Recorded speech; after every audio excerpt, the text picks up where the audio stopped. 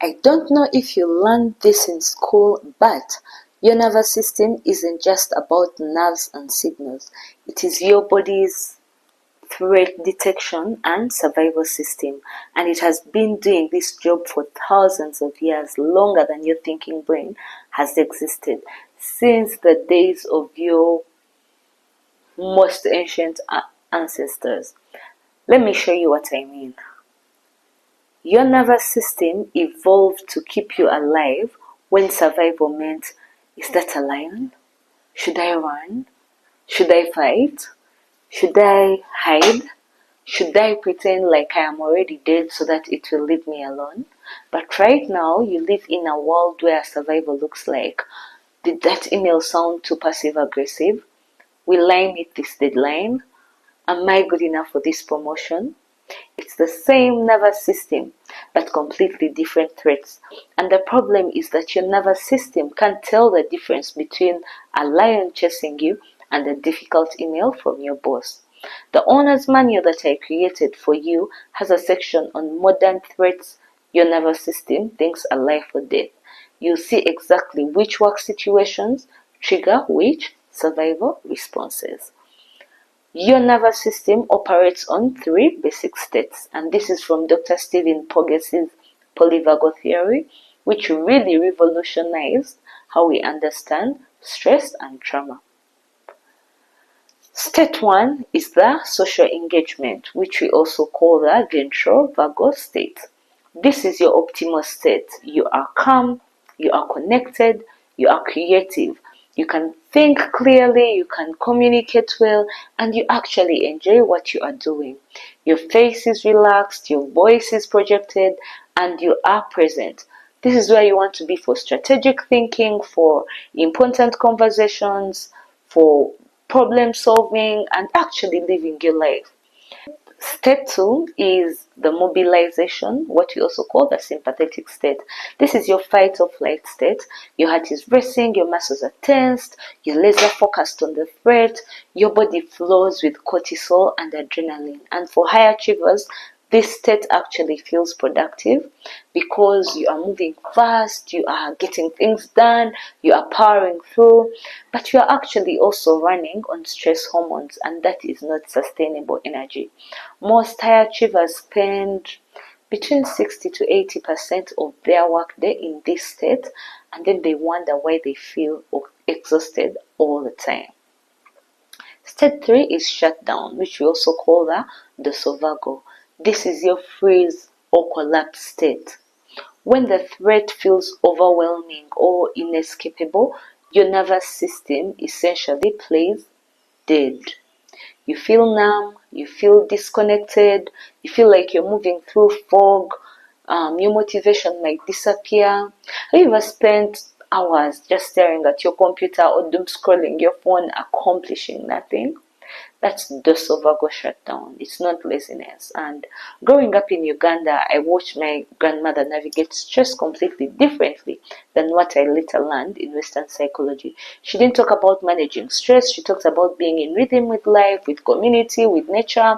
Western psychology, to me, it feels like it's finally catching up to what traditional cultures always knew. We are not supposed to be perpetually mobilized. Our nervous systems need rhythm, not constant activation. The owner's manual I can share if you comment owner. It includes a section on cultural wisdom about nervous system regulation, practices that have worked for thousands of years but got dismissed as unscientific. Why do high achievers struggle? Now here is why this matters specifically for you as a high achiever. Your nervous system was designed for short bursts of activation followed by recovery. Think, you see a lion, you run from lion, the lion leaves, your nervous system calms down, and you rest. But right now, your life looks like you wake up checking emails, that's activation, stressful commute, activation, back-to-back meetings, activation, working lunch, you got it, activation, evening emails, activation, doom scrolling before bed, activation, activation, activation, activation. You never signal to your nervous system that the threat is over, so your nervous system can leave activation and go into recovery. Research from Stanford University has shown that chronic activation of the sympathetic nervous system leads to decreased executive function, so your strategic thinking suffers, impaired memory consolidation, you literally can't remember what you learned, reduced emotional regulation, you snap at people you care and about and love, immune system suppression, which means you get sick more often, accelerated aging at the cellular level, and the paradox that really breaks my heart is the very system that helped you achieve success is now the very thing that is preventing you from enjoying or sustaining it. After I received the Queen's Young Leaders Award, I was invited to the Buckingham Palace. It should have been one of the best days of my life, right? It was, but I spent that entire day in sympathetic activation. My heart was racing, I was scanning for threats, I was worried about saying the wrong thing. My nervous system couldn't differentiate between meeting the Queen and being evaluated for survival or for worth. I have some photos from that day where I'm smiling, but I can see it in my eyes now. I wasn't present, I was just scared of the next moment. That's when I realized if I couldn't enjoy this moment, what was I achieving for? So in the owner's manual, I included a section called the High Achievers Nervous System Trap that breaks down exactly how this pattern develops and why traditional productivity advice actually makes it worse. This information might change how you approach your entire day. Let me show you what your nervous system is actually controlling, because it is way more than you think. It controls your energy levels. That's not your coffee or your willpower.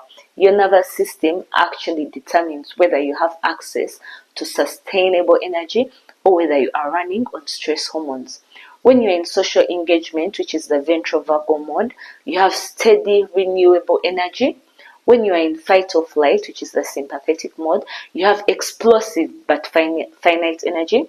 And when you're in shutdown, the dorsal vagal, you have almost no accessible energy. That is why you can feel exhausted even after you slept for 8 hours. Your nervous system never left activation mode, so you never actually rested. 2. Your decision making. When your nervous system is dysregulated, your prefrontal cortex, which is the decision-making center, literally goes offline. Your blood flow shifts to your limbic system, which is your emotional or survival center, and that's why you make impulsive decisions when you're stressed. You can't think strategically when you're overwhelmed, and important decisions feel impossible when you are anxious. 3. Your nervous system controls your relationships. It determines whether you perceive others as safe or threatening. When you're in social engagement, you can connect, you can be vulnerable, you can read social cues accurately. When you're in sympathetic activation, everyone feels like a potential threat. You are defensive, you are reactive, you are reading danger in neutral interactions. And when you're in dorsal shutdown, you can't connect at all. You are emotionally unavailable, even to the people that you love. This is why you can be a completely different person in the same relationship, depending on your nervous system state. 4. Your physical health. Your nervous system actually controls your digestion. That's why you have stomach issues when you're stressed. Your immune function. That's why you get sick during high stress periods. Your inflammation levels, which is linked to chronic disease. Your sleep quality, and not just your sleep duration. Muscle tension and pain. Heart rate variability, it's a key longevity marker. Dr. Stephen Porges' research shows that 80% of vagal nerve fibers send information from your body to your brain and not the other way around. Your body is literally telling your brain how to feel and think. So my owner's manual includes a full body to brain communication guide, specific practices you can do that send safety signals from your body to your brain. And this is the opposite of thinking your way out of stress. It's more of feeling your way out of stress. Here's a metaphor that really changed my way of thinking. Your thinking brain, your conscious mind, is not the CEO of your life. Your nervous system actually is. Your conscious mind is more like the PR department. It creates stories to explain decisions that your nervous system already made. Have you ever noticed how you can logically know that something is safe, but your body still reacts with anxiety? That's because your nervous system made that threat assessment before your thinking brain even got involved. Your nervous system operates on one principle: keeping you alive. Not happy, not successful, not fulfilled, alive. So it will sacrifice your happiness, your relationships, your career advancement, even your health, if it believes that these sacrifices increase your chances of survival. And for me, I think this is why I can be invited to give a keynote at a conference and I still feel like I don't belong there. My thinking brain knows my qualifications, it knows I'm worthy, but my nervous system sometimes still runs patterns from when I was the little African girl in spaces where I was made to feel like I didn't belong. My nervous system learned visibility is danger, success makes you a target, being seen makes you vulnerable, and no amount of achievement had been able to override that without intentional nervous system work. In many African cultures, we have this concept that doesn't translate so well into English, but it's about being in harmony with your life force, your chai, your international rhythm. Many times we call it dysregulation, anxiety disorder, or depression, or ADHD. But I wonder what would happen if we understood it more as your nervous system is responding perfectly to an imperfect environment. And so the question is not what's wrong with me. It becomes, what is my nervous system trying to protect me from, and how do I teach it that the threat has changed?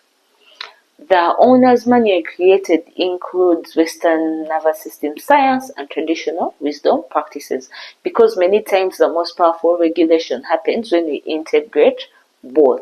So make sure to comment owner so that you get this complete guide. Let me recap what your nervous system actually does. It's your survival system that can't distinguish between modern and ancient threats. It controls your energy, your decisions, your relationships, and your health. And it is the real CEO of your life, whether you acknowledge it or not. The good news is, once you understand this, you can work with your nervous system instead of fighting against it. In one of my next videos, I'll break down why your nervous system isn't broken, it's just misunderstood. We'll look at why certain patterns developed and why calm down is useless advice.